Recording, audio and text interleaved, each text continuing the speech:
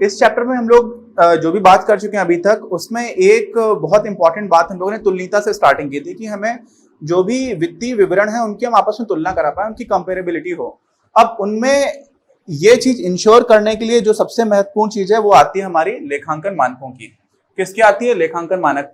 लेखांकन मानक होते क्या है? तो इसको ऐसे डिफाइन किया जाएगा कि लिखित है। सबसे पहले तो ये ऐसा नहीं कि किसी ने अपने मन से या कुछ परंपराएं चल रही है। जैसे हमारे देश का संविधान है, लिखा हुआ है। जैसे ब्रिटेन है, तो ब्रिटेन का जो कॉन्स्टिट्यूशन है, संविधान है, वो पूरी लिखा हुआ नहीं है। हमारा संविधान लिखा हुआ है। यहाँ पर जो हमारे लेखांकन मानक है ना, जो स्टैंडर्ड्स, अकाउंटिंग स्टैंडर्ड्स हैं, वो भी क्या है? लिखे हुए हैं।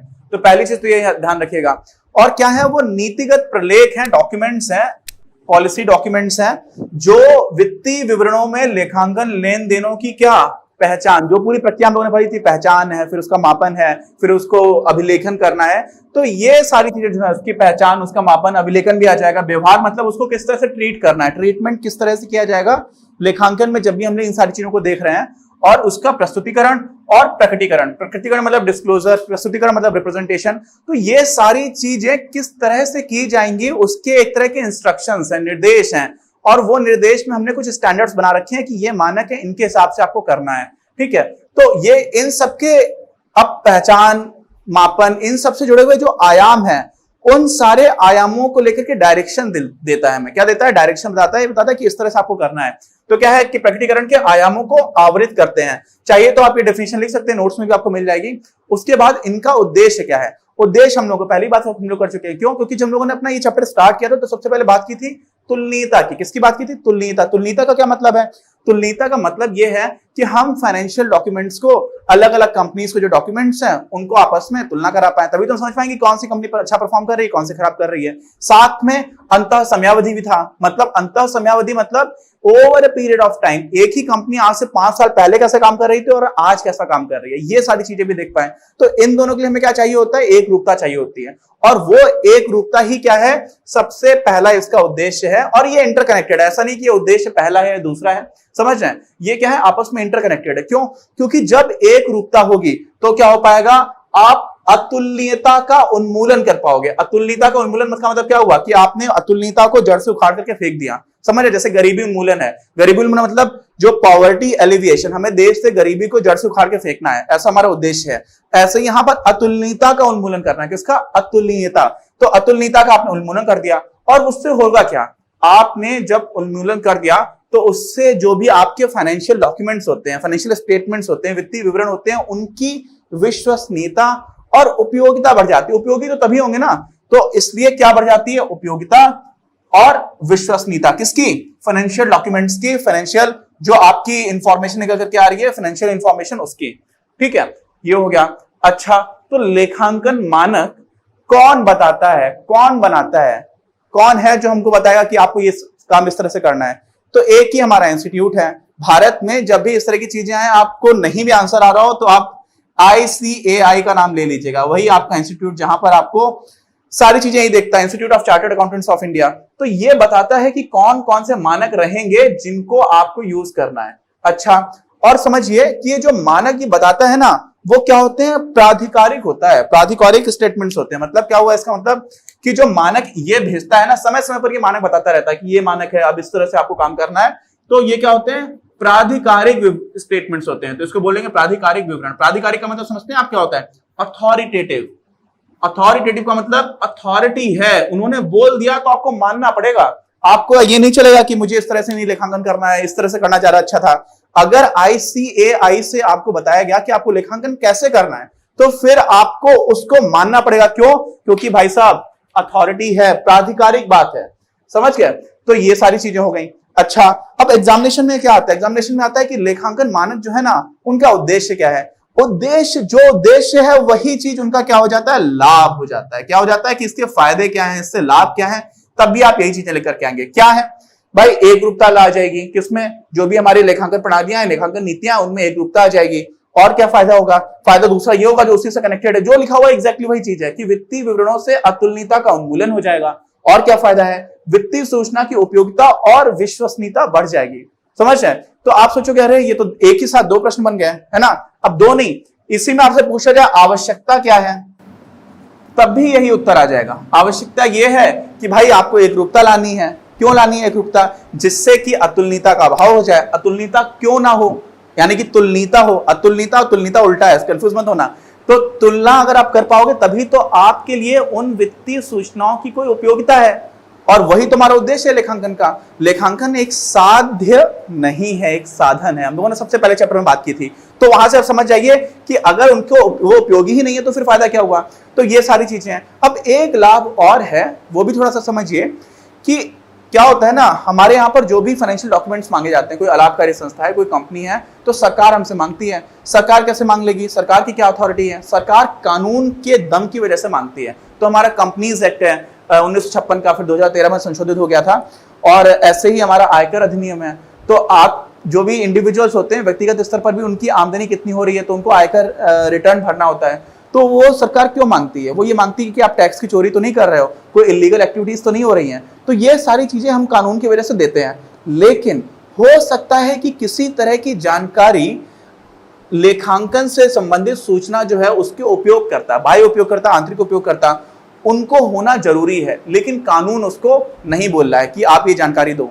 तो इस तरह की सूचना के प्रकटीकरण का आदेश आ सकता है कहां से? लेखांकन मानकों से। मतलब कानून जो इंफॉर्मेशन नहीं भी मांग रहा है, समझ रहे हैं आप, लेकिन वो उपयोगकर्ताओं के लिए ज्यादा महत्वपूर्ण है, तो भी हमारे लेखांकन मानक क्या कहते हैं कि आप इस तरह की सूचना भी हमें दो। समझ रहे हो? तो ये एक इसका एडिशनल फायदा है। तो इसको भी मैं लिख देता हूं। क्या लिखा मैंने लिखा कि ये ऐसी सूचनाओं, कौन सी सूचनाओं? लेखांकन से संबंधित सूचनाओं के प्रकटीकरण का भी आदेश दे सकते हैं। कौन? लेखांकन मानक, जो कानून के द्वारा मांगना बाध्य नहीं है। मतलब कानून नहीं कह रहा कि आप ये बताओ, लेकिन क्योंकि वो उपयोगकर्ताओं के लिए जरूरी है, इसलिए ये अकाउंटिंग स्टैंडर्ड्स वो काम भी करा सकते हैं। अच्छा, अब इनमें ये सारी चीजें तो हो गई, उद्देश्य हो गया, लाभ हो गया, आवश्यकता हो गई। इनकी सीमाएं क्या है और इनकी एप्लीकेबिलिटी क्या है? एप्लीकेबल समझते हैं कि किस चीज के ऊपर इसकी प्रयोज्यता क्या है। समझे? प्रयोज्यता मतलब कहां कहां पर ये चीज इंप्लीमेंट करेंगे, इसको भी देख लेते हैं। तो हम लोगों ने जो सीमाओं की अगर बात करेंगे तो आवश्यकताओं और उनके उद्देश्य से जुड़ी हुई है। किस तरह से जुड़ी हुई है? हम लोगों ने देखा था कि ये प्राधिकारिक विवरण होते हैं। कैसे होते हैं? अथॉरिटेटिव स्टेटमेंट्स होते हैं कि आपको ये काम का पालन करना ही है। तो जहां पर पालन करना ही है, इसका मतलब क्या होगा कि वहां पर फ्लेक्सिबिलिटी नहीं होगी, लोचशीलता का अभाव होगा। क्यों? क्योंकि उनका दृढ़ता से पालन करना है। तो क्या हो जाएगा? लोचशीलता का अभाव, ये इनकी एक सीमा है। आपको अलग अलग तरह के जो भी अकाउंटिंग प्रैक्टिसेस हैं उसमें से आपको समझ में आ जाएगा कि ये करना, यही करना, बाकी चीजें नहीं करना, तो फ्लेक्सिबिलिटी छिन गई। अच्छा, बाकी क्या है कि विभिन्न वैकल्पिक लेखांकन व्यवहारों का मतलब यहाँ पर ट्रीटमेंट समझिए, बिहेवियर मत समझिएगा। किस तरह से आप ट्रीट करेंगे, तो बहुत सारे अल्टरनेटिव्स अवेलेबल है। उन विकल्पों में से चुनाव करना कठिन हो जाता है। क्यों? क्योंकि आपको बता दिया गया है कि आपको इस तरह से ही चीजों को ट्रीट करना है। तो ये एक इसकी दूसरी समस्या है। लेकिन ये दोनों ही समस्याएं आप देखेंगे तो एक रूपता लाने के उद्देश्य से की गई हैं। तो समस्या इस वजह से है कि स्कोप और चीजें करने का है, लेकिन वो नहीं कर पा रहे। क्यों? क्योंकि आपको बता दिया गया कि आपको इस सीमा के अंदर ही रहना है। ठीक, तो ये तो सीधे सीधे आ जाती है। एक और जो सीमा है वो ये है कि मान लीजिए किसी देश में या किसी जगह पर जो कानून है वो इस तरह का है जो लेखांकन मानक के अगेंस्ट जा रहा है। मतलब लेखांकन मानक में जो बात कही गई उसकी जगह कोई दूसरा कानून आ गया, ठीक, और कानून में कुछ और बात कही जा रही है।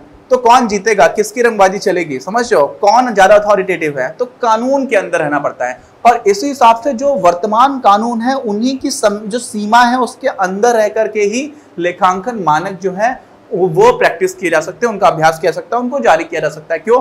कानून की ज्यादा अथॉरिटी है। समझ रहे हैं आप? तो ये है कि कानून को प्रत्यादेश, प्रत्यादेश का मतलब समझते हैं? ओवरराइड। ओवरराइड समझते हैं कि आपने कुछ बोला और आपके पिताजी ने बोल दिया नहीं चुप बैठो, है ना? तो जिसकी ज्यादा अथॉरिटी है वो क्या कर सकता है? वो ओवरराइड कर सकता है। तो ये तो इसकी हो गई सीमाएं। अब हम लोग बात करते हैं प्रयोज्यता। प्रयोज्यता का मतलब होता है एप्लीकेबिलिटी। क्या होता है? एप्लीकेबल, कहां कहां पर ये मानक एप्लीकेबल हैं। तो यार देखो, जिन संस्थानों में क्या क्या हो, वाणिज्यिक, औद्योगिक या फिर व्यापारिक, ये गतिविधियां अगर हो रही हैं तो वहां पर ये मानक लगेंगे। अच्छा, तो आप बोलोगे यार ये तो हर तरह के व्यवसाय में हो रही होती हैं, या जहां जब भी हम अकाउंटिंग कर रहे होते हैं हो रही होती हैं। तो देखो लगभग सारी जगह पर हो रही होती है, लेकिन कुछ ऐसे चैरिटेबल इंस्टीट्यूशंस होते हैं, चैरिटेबल को हम लोग हिंदी में बोलते हैं धर्मार्थ, जिनका काम इस तरह की किसी गतिविधि में हिस्सा लेना है ही नहीं, ना उनको वाणिज्यिक गतिविधियों में लेना है, ना वहां पर कोई औद्योगिक है, कुछ उद्योग लगा हुआ है, और ना ही वो कुछ खरीद के कुछ बेच रहे हैं प्रॉफिट के मोटिव से।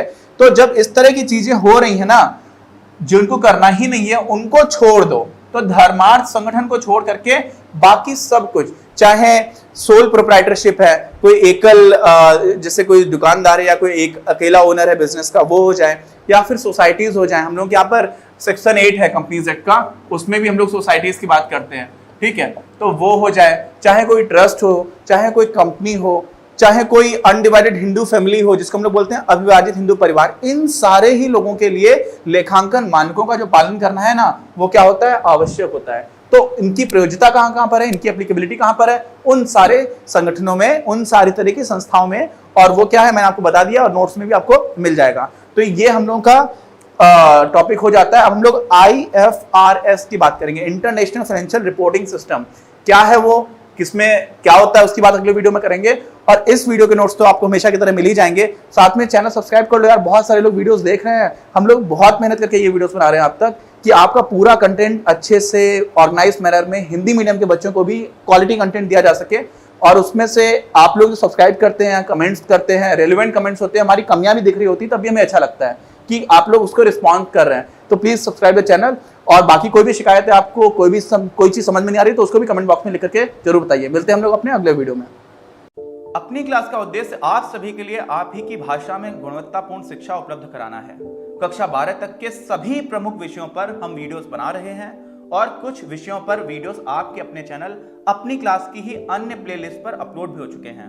ज्ञान के प्रकाश से देश को सशक्त बनाने के हमारे इस प्रयास में इस चैनल को सब्सक्राइब करके और लोगों के साथ शेयर करके अपना बहुमूल्य योगदान जरूर दें। बढ़ेगा इंडिया तो बढ़ेगा इंडिया।